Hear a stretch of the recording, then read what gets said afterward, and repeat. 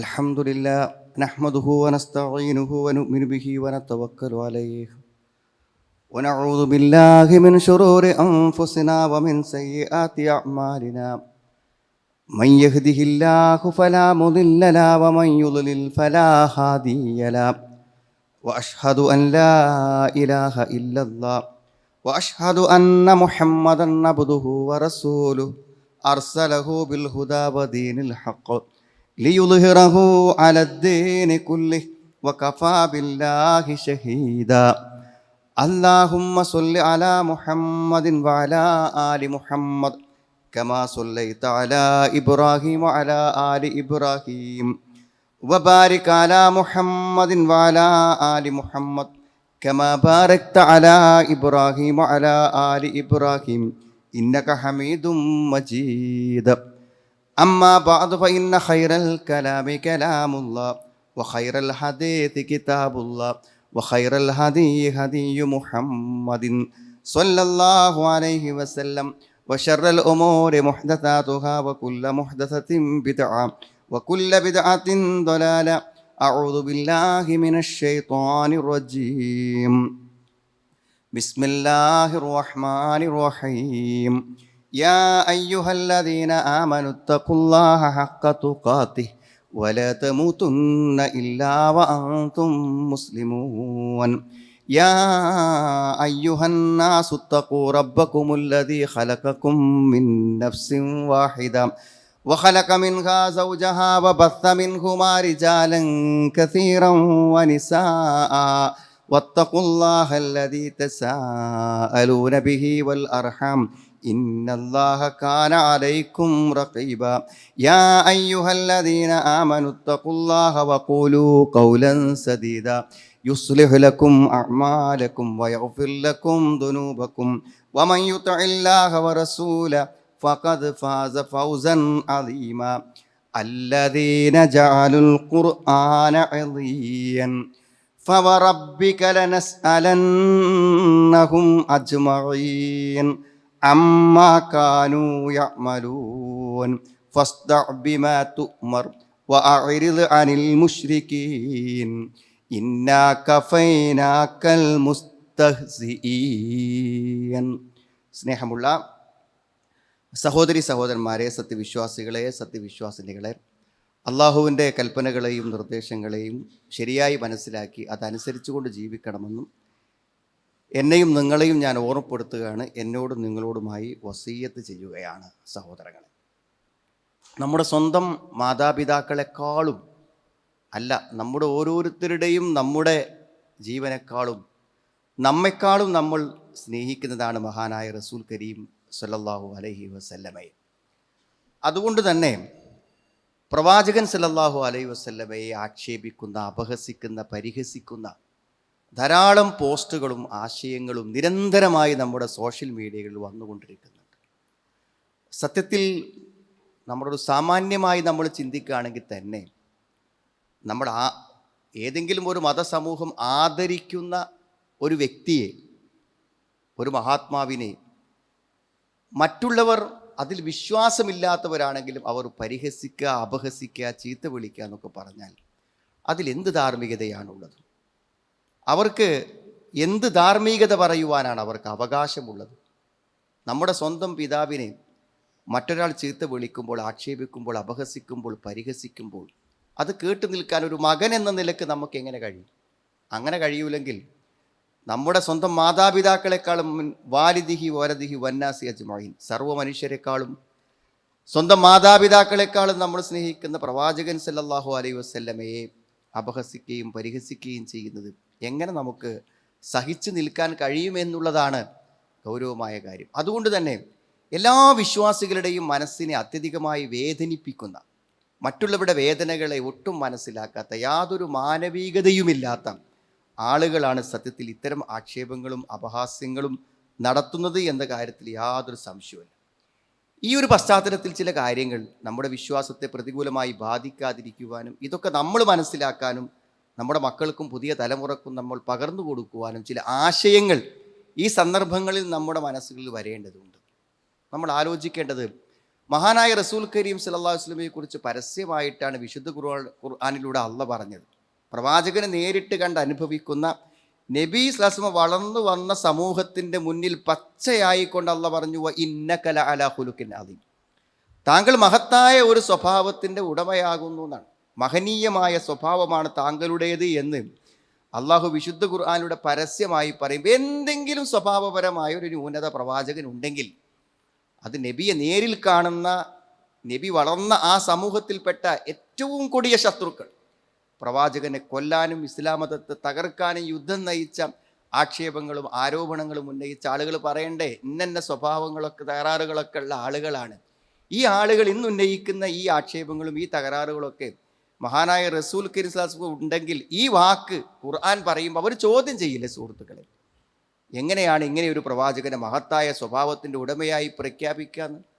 മാത്രമല്ല എത്ര വ്യക്തമായിട്ട് ഖുർആൻ പറഞ്ഞത്, ആ പ്രവാചകനെ സമ്പൂർണമായി മാതൃകയാക്കലാണ് ഒരു മനുഷ്യൻ്റെ മതത്തിൻ്റെ പൂർണ്ണത എന്നാണ്. ലഖദ് കാന ലക്കും ഫീ റസൂലില്ലാഹി ഉസ്വത്തുൻ ഹസന, നിങ്ങൾക്ക് ഏറ്റവും നല്ല മാതൃകകളുണ്ട്. എന്തെങ്കിലും ഒരു തകരാറ് ചൂണ്ടിക്കാണിച്ചു കൊടുക്കാൻ പറ്റാത്ത, ഏത് കാര്യത്തിലും ഏറ്റവും ഉത്തമമായ മാതൃക, ഒരു നിരുപാധികമായ അനുസരണമാണ് പ്രവാചകനെ വിശ്വാസികൾ അനുസരിക്കേണ്ടത്, ഒരു ഉപാധിയുമില്ലാതെ. നബി സ്വല്ലല്ലാഹു അലൈഹി വസല്ലം എന്ത് ചെയ്താലും അത് അതുപോലെ വഅതിഉല്ലാഹ വഅതിഉർ റസൂല ലഅല്ലക്കും തുർഹമൂൻ, അല്ലാഹുവിന്റെ റസൂൽ അങ്ങനെ നമുക്ക് പിൻപറ്റാൻ വേണ്ടി തന്ന മഹാനായ പ്രവാചകൻ സല്ലല്ലാഹു അലൈഹി വസല്ലമയിൽ എന്തെങ്കിലും മനുഷ്യത്വത്തിനോ മാനവികതക്കോ അല്ലെങ്കിൽ സ്വഭാവ ഗുണങ്ങൾക്കോ നിരക്കാത്ത ഒന്നും ഉണ്ടായില്ലെന്ന് മനസ്സിലാക്കാൻ സത്യത്തിൽ ഇത് മാത്രം മതി. സഹോദരങ്ങൾ, എന്തൊക്കെയാണ് പ്രവാചകനെ കുറിച്ച് പറയുന്നത്? യഥാർത്ഥത്തിൽ നമ്മൾ ആലോചിച്ച് നോക്കും, നിങ്ങൾ 40 കൊല്ലം വരെ നബി ആ സമൂഹത്തിലല്ലേ ജീവിച്ചത്.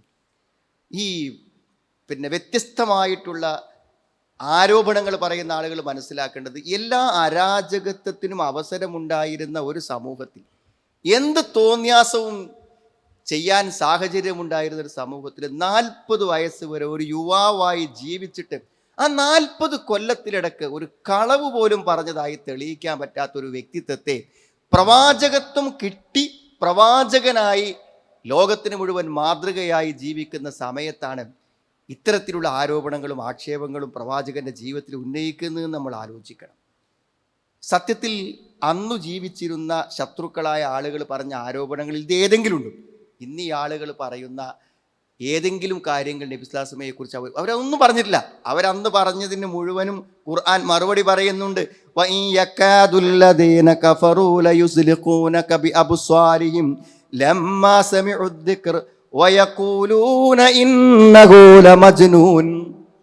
അദ്ദേഹം ഒരു ഭ്രാന്തനാണ്, നബിയെക്കുറിച്ച് ഭ്രാന്തനാണെന്ന് പറഞ്ഞു. അതായത് അവർക്കൊരിക്കലും ഉൾക്കൊള്ളാൻ പറ്റാത്ത, അവർക്ക് വിശ്വസിക്കാൻ പറ്റാത്ത അമാനുഷികമായ വചനങ്ങൾ ഓതി കേൾപ്പിക്കുമ്പോൾ ഇത് ശരിക്കുള്ള ബുദ്ധി എന്ന് വരൂല എന്നുള്ളതൊക്കെയാണ് അവർ ഭ്രാന്തൻ എന്ന് പ്രവാചകനെ വിളിച്ചത്. നിന്റെ രക്ഷിതാവിൻ്റെ കാരുണ്യം കൊണ്ട് ആ പ്രവാചകൻ ഭ്രാന്തനല്ല എന്ന് ഖുർആൻ മറുപടി പറയുന്നുണ്ട്. അതേപോലെ തന്നെ സിഹിർ ബാധിച്ചവനാണെന്ന് റജുലം മസ്ഹൂറ വഖാലല്ലാലിമൂന ഇൻ തത്തബിഊന ഇല്ലാ റജുലം മസ്ഹൂറ. സിഹിർ ബാധിച്ച ഒരാളെയാണ് നിങ്ങൾ, മരണം ബാധിച്ച ഒരാളെയാണ് നിങ്ങൾ പിൻപറ്റുന്നത്. ഇത്തരം ആരോപണങ്ങളെ പറഞ്ഞിട്ടുള്ളൂ. നബി സ്വല്ലല്ലാഹു അലൈഹി വസല്ലമയുടെ ആ വ്യക്തിത്വത്തിൻ്റെ ആ മഹത്വത്തെ കെടുത്തുന്ന ഒരാരോപണങ്ങളും ശത്രുക്കൾക്ക് പറയാൻ കഴിയാത്തത്. അത്രയും പരിശുദ്ധവും മാതൃകാപരമായിരുന്നു ആ വ്യക്തിത്വം എന്നാണ് പറയാൻ പറ്റുന്നത്. തികച്ചും അടിസ്ഥാനരഹിതമായ ഒരു തെളിവുകളും പ്രമാണവുമില്ലാത്ത ആരോപണങ്ങളാണ് ഉന്നയിക്കുന്നത്. അതിലൊന്ന് നബി സ്വല്ലല്ലാഹു അലൈഹി വസല്ലമയുടെ ആയിഷ റളിയല്ലാഹു അൻഹയുമായിട്ടുള്ള വിവാഹത്തെക്കുറിച്ചാണ്. എപ്പോഴും പ്രവാചകനെക്കുറിച്ച് പറയുമ്പോഴൊക്കെ ഇപ്പോഴത്തെ എല്ലാ നിരീശ്വരവാദികളും യുക്തിവാദികളും ഇസ്ലാം വിമർശകന്മാരും ഏറ്റവും പ്രധാനമായിട്ട് പറയും. സഹോദരങ്ങളെ, നമ്മൾ ആലോചിക്കേണ്ട ഒരു കാര്യം, ആ ആയിഷ റളിയല്ലാഹു അൻഹയുടെ മടിയിൽ കിടന്നാണ് അള്ളാഹുവിൻ്റെ റസൂൽ അവസാനമായി അന്ത്യശ്വാസം വലിക്കുന്നത്, വഫാത്താകുന്നത്. ആ മടിയിൽ കിടന്നുകൊണ്ടാണ് വഫാത്താകുന്നത്. നിങ്ങൾ ആലോചിക്കുന്ന, ചെറുപ്പത്തിൽ ആ വിവാഹം ഒരു ശരിയായിരുന്നില്ല എന്നുണ്ടെങ്കിൽ അത് വലുപ്പത്തിൽ മനസ്സിലാവൂലേ. ആയിഷ റളിയല്ലാഹു അൻഹയ്ക്ക് പ്രായപൂർത്തിയാക്കി സമയമായി പ്രവാചകൻ വഫാത്താകുന്നത് വരെ ഏറ്റവും മനോഹരമായ, അതായത് ഏറ്റവും നല്ല ദമ്പതികൾക്ക് ഏറ്റവും സ്നേഹത്തോടു കൂടെ ജീവിച്ച ദാമ്പത്യത്തിലെ സ്നേഹത്തിൻ്റെ വൈകാരികമായ നിമിഷങ്ങളെക്കുറിച്ച് പറഞ്ഞു തരാൻ അനേകം ചരിത്രങ്ങൾ പ്രവാചകന്റെയും ആയിഷ റളിയല്ലാഹു ജീവിതത്തിലുണ്ട്. ആർത്തവകാരിയായിരിക്കെ വീട്ടിലിരിക്കുമ്പോൾ പ്രവാചകൻ ആ പള്ളിയിൽ കിടന്നുകൊണ്ട് ആ മടിയിലേക്ക് തല വെച്ച് മുടിവാർന്നതിനെ കുറിച്ച് പറയുന്നുണ്ട്. പ്രവാചകൻ സല്ലല്ലാഹു അലൈഹി വസല്ലം ആയിഷ റളിയല്ലാഹു കുടിച്ച അതേ പാത്രത്തിൽ ആ ചുണ്ടുകൾ വെച്ചുകൊണ്ട് പാനം ചെയ്തതിനെ കുറിച്ച് ഹദീസിൽ പറയാൻ പറ്റും. എത്ര മാതൃകാപരമായിട്ടുള്ള ജീവിതമാണ്. അത്ര സന്തോഷത്തോടുകൂടെ ജീവിച്ചൊരു ജീവിതത്തെക്കുറിച്ചാണ്, ആ വിവാഹത്തെക്കുറിച്ചാണ് ഇന്ന് ആക്ഷേപങ്ങൾ പറയുന്നത്.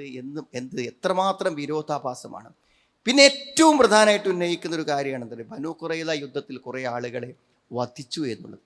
സത്യത്തിൽ ചരിത്രത്തെക്കുറിച്ച് നമ്മൾ ചെറിയൊരു ധാരണയെങ്കിലും ഉള്ള ആളുകൾക്ക് അങ്ങനെ ഒരു ആക്ഷേപം പറയാൻ പറ്റില്ല. എന്താണ് സംഭവം എന്ന് വെച്ചാൽ, ഈ ബനൂ ഖുറൈള എന്ന് പറയുന്നത് ഒരു ജൂതഗോത്രമാണ്. മദീനയിലുണ്ടായത് ജൂതഗോത്രമാണ്, ബനൂ നദീർ ഗോത്രത്തെ പോലെ. അപ്പോൾ അഹ്സാബ് യുദ്ധം എന്ന് പറയുന്ന ഖന്തക്കിൻ്റെ ഒരു വലിയ യുദ്ധം നടക്കുന്നുണ്ട്. ആ യുദ്ധത്തിൻ്റെ പിന്നെ അവസ്ഥ എന്താണെന്ന് വെച്ചാൽ, മദീനയിൽ ജീവിക്കുന്ന പ്രവാചകനെയും സഹാബത്തിനെയും അവിടെ വെച്ചുകൊണ്ട് ഉന്മൂലനം ചെയ്യാൻ വേണ്ടി മദീനത്ത് പുറത്തുള്ള സർവ്വശത്രുക്കളും, ക്രിസ്ത്യാനികളിലും ജൂതന്മാരും ഖുറൈശ് വംശവും എല്ലാ ശത്രുക്കളും ഒന്നിച്ചു വരികയാണ്. അങ്ങനെ ഒന്നിച്ചു വരുമ്പോൾ എന്ത് ചെയ്തു, മദീനയിലുള്ള ആളുകൾ തമ്മിൽ നബി സ്വല്ലല്ലാഹു അലൈഹി വസല്ലം ഒരു കരാറുണ്ടാക്കി. എന്താണ് ആ കരാർ വെച്ചാൽ, മദീനത്ത് പുറത്തുന്ന ആൾക്കാർ ആക്രമിക്കാൻ വേണ്ടി വരുമ്പോൾ നമ്മളെല്ലാവരും ഒന്നിച്ചിന്ന് അവരെ നേരിടണം. ആ കരാറിൽ ഒപ്പിട്ട ആൾക്കാരാണ് ഈ ബനൂ നദീറയും ബനൂ ഖുറൈളയും. പക്ഷെ അവരെന്ത് ചെയ്തു വരെങ്കിൽ, ഏറ്റവും വലിയ രാജ്യദ്രോഹം, ഏറ്റവും വലിയ ശിക്ഷ രാജ്യങ്ങൾ നൽകുക ആർക്കാന്നരങ്ങൾ, ഒരു യുദ്ധം നടക്കുന്ന സമയത്ത് അതിനെ ഒറ്റിക്കൊടുക്കുന്ന രാജ്യദ്രോഹികൾക്കാണ് ഏറ്റവും കഠിനവും മാരകവുമായ മാതൃകാപരമായ ശിക്ഷ കൊടുക്കുക. ഇപ്പോൾ ഇവർ ഒറ്റിക്കൊടുത്തു. ഇവരെന്ത് ചെയ്തു, ഖുറൈശികൾ, മക്കയിൽ നിന്ന് വരുന്ന ഖുറൈശികളായ ആളുകളോടൊപ്പം ചേർന്ന് അവർ ഈ കരാർ ലംഘിച്ചുകൊണ്ട് മുസ്ലിങ്ങൾക്ക്, മദീനത്തുള്ളവർക്കെതിരെ യുദ്ധം ചെയ്യാൻ വേണ്ടി തീരുമാനിച്ചു. ആലോചിക്കണം, അവർ ആ യുദ്ധത്തിൻ്റെ ലക്ഷ്യം എന്താണ് അറിയങ്ങൾ, അത് ബനൂ നദീറിൻ്റെ തലവൻ ബനൂ ഖുറൈളക്ക് പറഞ്ഞു കൊടുക്കുന്നുണ്ട്. ഇപ്പം നമ്മൾ ഈ ഒന്നിച്ച് ശത്രുക്കൾ വരുമ്പോൾ ഒന്ന് കൂടി കൊടുത്താൽ പിന്നെ ഇവിടെ വരെ ഉണ്ടാവില്ല, പിന്നെ ഇവിടെ ഈ മുഹമ്മദും അവൻ്റെ ആളുകൾ ഇവിടെ ഉണ്ടാകുന്ന പ്രശ്നമില്ലാന്ന്. എന്നിട്ട് ഒന്നിച്ച് നിൽക്കാമെന്ന് പറഞ്ഞ് ഒപ്പിട്ട് സന്ധി ചെയ്ത ആളുകൾ യുദ്ധം തുടങ്ങുന്ന സമയത്ത് അവരോടൊപ്പം നിന്നു. അതുകൊണ്ട് എന്താ പറയുക, അഹ്സാബ് യുദ്ധം മനോഹരമായി വിജയിച്ച് കഴിഞ്ഞതിന് ശേഷം നബി സ്വല്ലല്ലാഹു അലൈഹി വസല്ലം പറഞ്ഞു, ഇനി അസർ നിസ്കരിക്കാൻ നിങ്ങൾ നേരെ ബനൂ ഖുറൈളയിലേക്ക് പോകണം എന്നാണ്. അങ്ങനെയാണ് ആ ബനൂ ഖുറൈള യുദ്ധം. അവിടേക്ക് പോവുകയാണ്. അവിടേക്ക് പോയപ്പോൾ ഇവരെന്താ വെച്ചാൽ എല്ലാവരും പാടെ അവിടെ കോട്ടയിൽ അടച്ചിരുന്നു. ആ കോട്ടയിൽ അടച്ചിരുന്ന സന്ദർഭത്തിൽ അവർ ഉപരോധിച്ചു. 25 ദിവസം ഉപരോധിച്ചിട്ടാണ് അവർ പുറത്തിറങ്ങിയത്. പുറത്തിറങ്ങിയിട്ടും എന്താണ്, ഇവരെ ഒറ്റിക്കൊടുത്ത മുഴുവൻ ആ മദീനത്തെ മുഴുവൻ കുട്ടികളെയും സ്ത്രീകളെയും മുഴുവനും കൊന്നൊടുക്കാവുന്ന ഒരു മാരകമായ യുദ്ധത്തിന് ശത്രുക്കളോടൊപ്പം നിന്നുകൊടുത്ത ആളുകളെ ശിക്ഷ നടപ്പിലാക്കിയതാണ് ആ വധം. ആ ശിക്ഷ നടപ്പിലാക്കിയത് ആരാരെങ്കിൽ അത് നമ്മൾ മനസ്സിലാക്കണം. ഇവർ പുറത്തിറങ്ങിക്കഴിഞ്ഞപ്പോൾ അവരെ കാര്യത്തിൽ ഒരു മധ്യസ്ഥത വഹിക്കാൻ വേണ്ടിയിട്ട് സഅദ് ബിൻ മുആദ് റളിയല്ലാഹു അൻഹുവിനെ ഏർപ്പെടും. അവർ പറയാണ്, ജൂതന്മാർ പറഞ്ഞ മധ്യസ്ഥനാണ് സഅദ് ബിൻ മുആദ് റളിയല്ലാഹു അൻഹു. പ്രവാചകനും അദ്ദേഹത്തിൻ്റെ മധ്യസ്ഥത സ്വീകരിക്കാൻ സമ്മതിച്ചു. എന്താ മധ്യസ്ഥത അറിയങ്ങൾ, ജൂതന്മാരുടെ വേദഗ്രന്ഥ പ്രകാരമുള്ള ശിക്ഷയാണ് അവർക്ക് നൽകിയത്. ഇസ്ലാമിന് അതിലൊരു പങ്കുമില്ല, ഇസ്ലാമിൻ്റെ പേര് അത് പറയാനും പറ്റില്ല. എന്തായിരുന്നു, രാജ്യദ്രോഹം ചെയ്യുന്ന, ഒറ്റിക്കൊടുക്കുന്ന ആളുകൾക്ക് എന്ന് പറഞ്ഞാൽ ആ യോദ്ധാക്കൾക്ക് വധമാണ് ശിക്ഷ. അതുകൊണ്ട് യുദ്ധം ചെയ്യാൻ പ്രായപൂർത്തിയായ ആളുകളെ വധിക്കണമെന്നാണ് സഅദ് ബിൻ മുആദ് റളിയല്ലാഹു അൻഹു വിധിച്ച വിധി. ആ വിധി പ്രവാചകൻ സ്വല്ലല്ലാഹു അലൈഹി വസല്ലം അംഗീകരിച്ചു. കാരണം എന്താ, വിധികർത്താവായി നിശ്ചയിച്ച ആള് മധ്യസ്ഥൻ എന്ത് പറഞ്ഞാലും അത് സ്വീകരിക്കണം എന്നാണ്. അതാണ്. എന്നാൽ അതേ സമയത്ത് എന്ത് ചെയ്തു, ആ വധശിക്ഷയിൽ നിന്ന് കുട്ടികളെയും സ്ത്രീകളെയും ഒഴിവാക്കുകയും ചെയ്തു എന്നാണ് ചരിത്രം. സഹോദരങ്ങളെ, ആ തീരുമാനത്തെയാണ് യഥാർത്ഥത്തിൽ പ്രവാചകൻ സ്വല്ലല്ലാഹു അലൈഹി വസല്ലമയുടെ ചരിത്രത്തിലെ ഏറ്റവും വലിയ യുദ്ധക്രൂരതയായിക്കൊണ്ട് പറയപ്പെടുന്നത്. ഈ ചരിത്രങ്ങളോ പശ്ചാത്തലങ്ങളോ ആരെങ്കിലും ഈ സന്ദർഭത്തിൽ പറയുന്നുണ്ടോ എന്ന് നമ്മൾ ആലോചിക്കണം. ഇത് ഖുർആൻ പറയുന്നുണ്ട് ഈ രംഗം.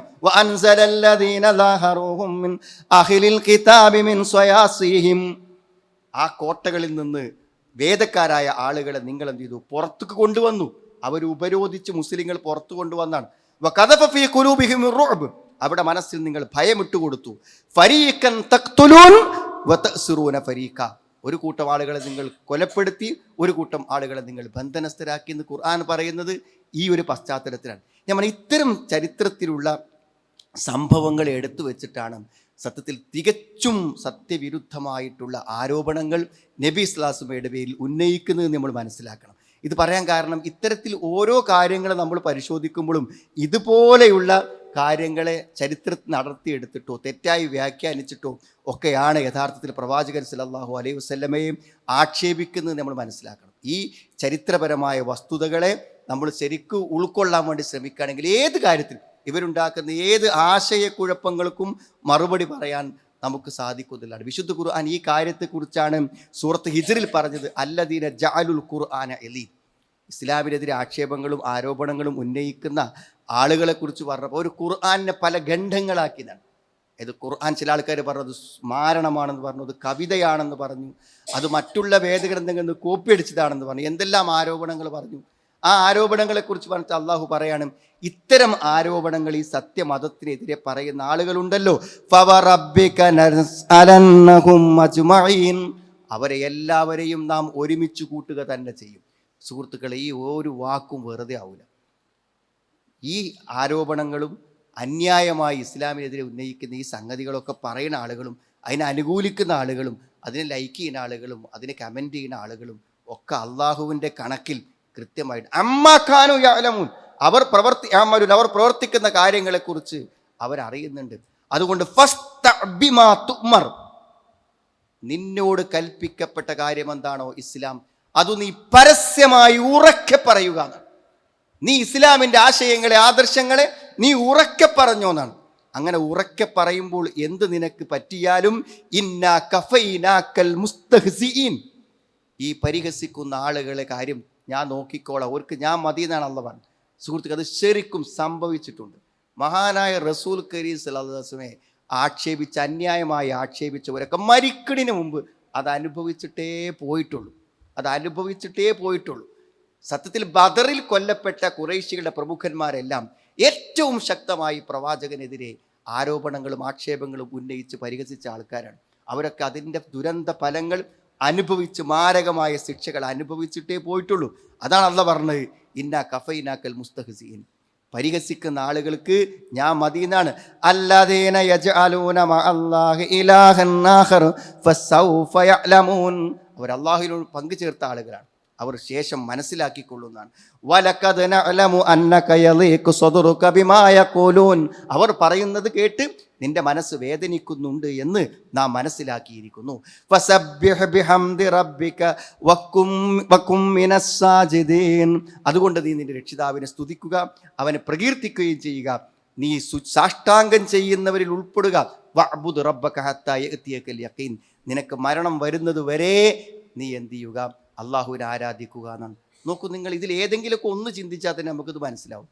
ഈ യൂട്യൂബർമാരും ഈ ചാനലിൽ ഇരിക്കുന്ന ആൾക്കാരൊക്കെ പറയുന്നതിനേക്കാളും ആധികാരികമായി പറയാൻ പറ്റിയ ആളുകൾ മഹാനായ റസൂൽ സല്ലല്ലാഹു അലൈഹി വസല്ലമയെ കുറിച്ച് പറഞ്ഞിട്ടുണ്ട്, ബർനാക്ഷ പറഞ്ഞിട്ടുണ്ട്, പൂർവികന്മാരായ പല ചിന്തകന്മാരും ആളുകളും പ്രവാചകനെ കുറിച്ച് പറഞ്ഞിട്ടുണ്ട്. അദ്ദേഹം പറഞ്ഞത്, ഈ ലോകം മുഴുവനായി അധികാരവും ഭരിക്കുവാനുമുള്ള ഒരു അവകാശവും അധികാരവും പ്രവാചകനെ ഏൽപ്പിക്കുകയായിരുന്നെങ്കിൽ ഈ ലോകം ഏറ്റവും സൗഭാഗ്യകരമായ ഒരു ലോകമാക്കി മാറ്റാൻ പ്രവാചകന് കഴിയുന്നുണ്ട്. രാജ്യത്തെ സുഹൃത്തുക്കൾ, ഈ ലോകത്തെ തന്നെ. അത്രയും നല്ല ആശയമാണ് നബി സല്ലല്ലാഹു കൊണ്ടുവന്നത് എന്ന് ലോകത്തെ നിഷ്പക്ഷരായ ബുദ്ധിമതികൾ വിലയിരുത്തുമ്പോൾ യാതൊരു സാമൂഹിക പ്രതിബദ്ധതയുമില്ലാത്ത, ജനങ്ങളിൽ സ്വീകാര്യതയുമില്ലാത്ത ആളുകളാണ് ഇത്തരം ആരോപണങ്ങൾ ഉന്നയിച്ചു കൊണ്ടിരിക്കുന്നത്. ഏതായിരുന്നാലും ഇതിനൊക്കെ ശരിയായ രൂപത്തിൽ അതിനെയൊക്കെ പ്രതിരോധിക്കുവാനും ആ ആശയക്കുഴപ്പങ്ങളെ നീക്കാനുമുള്ള ശരിയായ ഉത്തരവാദിത്വം നമുക്കെല്ലാവർക്കും ഉണ്ട് എന്ന് നമ്മൾ മനസ്സിലാക്കണം. ഇവയൊക്കെ ശരിക്കും പഠിക്കാനും മനസ്സിലാക്കാനും അറിയാനും പ്രതിരോധിക്കുവാനും അതിനെതിരെ പറയാനും അത് ആളുകൾക്ക് മനസ്സിലാക്കി കൊടുക്കാനുള്ള പരിശ്രമങ്ങൾ നമ്മൾ നടത്തണം. അള്ളാഹു നമുക്ക് തൗഫീഖ് പ്രദാനം ചെയ്യുമാറാവട്ടെ. അൽഹംദുലില്ലാഹ് ഹംദൻ കസീറൻ ത്വയ്യിബൻ മുബാറകൻ ഫീഹി വസല്ലല്ലാഹു അലാ മുഹമ്മദിൻ വഅലാ ആലിഹി വസ്ഹബിഹി അജ്മഈൻ. അമ്മാ ബഅദ്. ഒരിക്കൽ കൂടെ അള്ളാഹുവിനെ സൂക്ഷിച്ച് ജീവിക്കണമെന്ന് എന്നെയും നിങ്ങളെയും ഞാൻ ഓർമ്മപ്പെടുത്തുകയാണ്. ഇങ്ങനെയൊക്കെയാണ് കാര്യങ്ങളെങ്കിലും സഹോദരങ്ങളെ, സന്തോഷകരമായ ഒരു കാര്യം എന്ന് പറഞ്ഞാൽ നമ്മുടെ വളർന്നു വരുന്ന പുതിയ തലമുറകളിൽ, നമ്മുടെ യുവാക്കളിൽ സത്യത്തിൽ ഇസ്ലാമിനെതിരെ വരുന്ന ആരോപണങ്ങളെയും ആക്ഷേപങ്ങളെയൊക്കെ ശക്തമായി ബുദ്ധിപരമായും വൈജ്ഞാനികമായും പ്രതിരോധിക്കാൻ പറ്റുന്ന പ്രതിഭകൾ ഉണ്ടാകുന്നു എന്നുള്ളത് ആശാവഹമായിട്ടുള്ള സന്തോഷകരമായിട്ടുള്ളൊരു കാര്യമാണ്. അതിൽ യാതൊരു സംശയമല്ല. കാരണം നബി സല്ലല്ലാഹു അലൈഹി വസല്ലം ആ കാലത്തുണ്ടായിരുന്ന വൈജ്ഞാനികമായി പ്രതിരോധിക്കാൻ പറ്റുന്ന ആളുകളോട് പ്രതിരോധത്തിന് ആവശ്യപ്പെട്ട് നമുക്ക് ഹദീസുകൾ കാണാൻ പറ്റും. സഹീഹ് മുസ്ലിമിൻ്റെ ഒരു ഹദീസിലുണ്ട്, ഇഹ്ജു ഖുറൈശൻ. ഹസ്സാൻ ബിൻ സാബിത്ത് റളിയല്ലാഹു അൻഹു നബി പറയാണ്, ഇഹ്ജു ഖുറൈശൻ, ഖുറൈശികളെ നീ ആക്ഷേപിക്കുക. ഈ ഹിജു എന്ന് പറഞ്ഞാൽ എന്താ? ഹിജാ അല്ലെങ്കിൽ ഹജാ എന്ന് പറഞ്ഞ ആക്ഷേപമാണ്. അതായത് അവരിങ്ങോട്ട് ആക്ഷേപിക്കുമ്പോൾ തിരിച്ച് അവരെയും നിങ്ങൾ ആക്ഷേപിക്കുക. ഫഇന്നഹു അഷദ്ദു അലൈഹ മിൻ നൽഹിം ബിന്നബിൽ. ഒരു അമ്പ് കൊണ്ട് കുത്തേക്കിനേക്കാളും അവർക്ക് വേദന ഉണ്ടാവും അതിന് ശരിക്കും മറുപടി കിട്ടിയാലെന്നാണ് അവർ പറയുന്നത്. ശരിക്കും മറുപടി കിട്ടുകയാണെങ്കിൽ ഒരു അമ്പ് കൊണ്ട് കുത്തേൽക്കുന്നതിനേക്കാളും. അപ്പം അങ്ങനെ ഖുറൈശികൾ ആക്ഷേപിക്കാൻ വേണ്ടി പറഞ്ഞു. അപ്പോൾ അത് സമ്മതിച്ചപ്പോൾ നബി സ്വല്ലല്ലാഹു അലൈഹി വസല്ലം ചോദിക്കുന്നുണ്ട്, ഹസ്സാൻ ബിൻ സാബിത്ത് റളിയല്ലാഹു അൻഹു ചോദിക്കുന്നുണ്ട്, ഖുറൈശികൾ എങ്ങനെ നീ ആക്ഷേപിക്കുക? ഞാൻ അവരിൽപ്പെട്ട ആളല്ലേ. അപ്പോൾ ഖുറൈശികളെ നീ ആക്ഷേപിക്കുമ്പോൾ ഞാനും എന്ത് ചെയ്യും? ആക്ഷേപിക്കപ്പെടുന്നവരിൽ പെടൂലേ എന്നാണ്. അതിന് അദ്ദേഹം പറയുന്ന മറുപടി എന്താ വെച്ചാൽ, മാവിൽ നിന്നും മുടി വലിച്ചെടുക്കുന്ന പോലെ താങ്കളെ മാറ്റി നിർത്തിയിട്ട് ഞാൻ ആക്ഷേപങ്ങൾ പറയുന്നതാണ്. മാവിൽ നിന്ന് മുടി മാറ്റിയെടുക്കുമ്പോൾ ആ മുടി മാത്രമേ പോരുള്ളൂ, വേറൊന്നും പോരൂല. അതുപോലെ താങ്കളെ ഞാൻ എന്ത് ചെയ്യും? പ്രതിരോധിക്കും എന്നാണ് പറയുന്നത്. സുഹൃത്തുക്കളെ, വളരെ അവർ പറയുന്നതിനനുസരിച്ചിട്ടുള്ള മറുപടികൾ പറയാൻ പ്രാപ്തരായ ആളുകൾ അന്നുണ്ടായിരുന്നു. സത്യത്തിൽ ഇന്നത്തെ പുതിയ തലമുറയിലും സോഷ്യൽ മീഡിയയിൽ ശരിക്കും ഇടപെടാൻ പറ്റുന്ന, ഓരോ വാക്കുകൾക്കും അക്കമിട്ട് മറുപടി പറയാൻ പറ്റുന്ന, അതേ ശൈലിയിൽ മറുപടി പറയാൻ പറ്റുന്ന ആളുകൾ ഉണ്ടായി വരുന്നുള്ള ഏറ്റവും പ്രധാനമാണ്. അത്തരം ആളുകളുടെ പ്രതിരോധങ്ങളെയും വൈജ്ഞാനികമായ മുന്നേറ്റങ്ങളെയും പ്രോത്സാഹിപ്പിക്കാൻ കഴിയാത്ത ഒരാൾ നമ്മളെ കൂട്ടത്തിലില്ല. നമുക്കത് അങ്ങനെ ചെയ്യാൻ പറ്റില്ലെങ്കിലും അതിനെ പിന്തുണക്കാനെങ്കിലും നമുക്ക് പറ്റും. ഇന്നത്തെ കാലത്ത് ഇസ്ലാമിക പ്രബോധനം എന്നത് ഇതുതന്നെയാണെന്ന കാര്യത്തിൽ സംശയമില്ല. ഇസ്ലാമിനെ കൂടുതൽ വ്യക്തതയോടുകൂടി ആളുകൾക്ക് പറഞ്ഞു കൊടുക്കാൻ പറ്റുന്ന ഏറ്റവും നല്ല അവസരങ്ങളാണ് ഇതെല്ലാം. അതുകൊണ്ട് ദീനിനെ ആധികാരികമായി പഠിക്കുകയും അതിനെ പ്രതിനിധീകരിക്കുകയും സംശയങ്ങളില്ലാതെ വിശ്വസിക്കുകയും ചെയ്യുക എന്നുള്ളതാണ് നമ്മുടെ ദൗത്യം.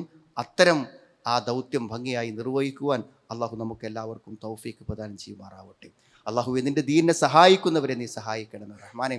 അള്ളാഹു നിൻ്റെ ദീനിനെ തകർക്കാൻ ശ്രമിക്കുന്ന ആളുകളെ നീ തകർക്കണമേ റഹ്മാനെ.